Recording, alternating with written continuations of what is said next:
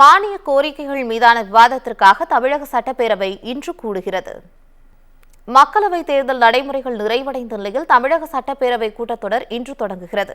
பேரவை காலை 10 மணிக்கு கூடியதும் மறைந்த முன்னாள் உறுப்பினர்கள் மற்றும் விக்கிரவாண்டி தொகுதி எம்எல்ஏ புகழேந்தி ஆகியோருக்கு இரங்கல் தீர்மானம் நிறைவேற்றப்பட்டு பேரவை நடவடிக்கைகள் நாள் முழுவதும் ஒத்திவைக்கப்படும். இதனையடுத்து வெள்ளிக்கிழமையன்று பேரவை கூடியதும் பேரவை நிகழ்வுகளை 9:30 மணிக்கு தொடங்குவதற்கான தீர்மானத்திற்கு ஒப்புதல் பெறப்பட்டு நிறைவேற்றப்படும். அதைத் தொடர்ந்து வரும் 22ஆம் தேதி முதல் 29ஆம் தேதி வரை பேரவை நிகழ்வுகள் 9:30 மணிக்கே தொடங்கி நடைபெறும் என்று தெரிவிக்கப்பட்டுள்ளது.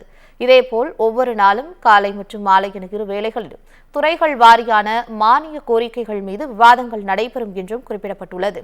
மொத்தம் 8 நாட்கள் 16 அமர்வுகளாக நடைபெறவுள்ள கூட்டத்தொடரில் மகளிர் உரிமை தொகை திட்டத்தின் கீழ் பயனாளிகள் விரிவாக்கம் உள்ளிட்ட பல்வேறு முக்கிய அறிவிப்புகள் வெளியாக வாய்ப்புள்ளதாக தகவல்கள் தெரிவிக்கின்றன. மேலும் மின் கட்டணம், போதைப்பொருள் உள்ளிட்ட விவகாரங்கள் குறித்து விவாதிக்க வேண்டும் என எதிர்க்கட்சிகள் வலியுறுத்த முடிவு செய்துள்ளதாகவும் தகவல்கள் வெளியாகியுள்ளன.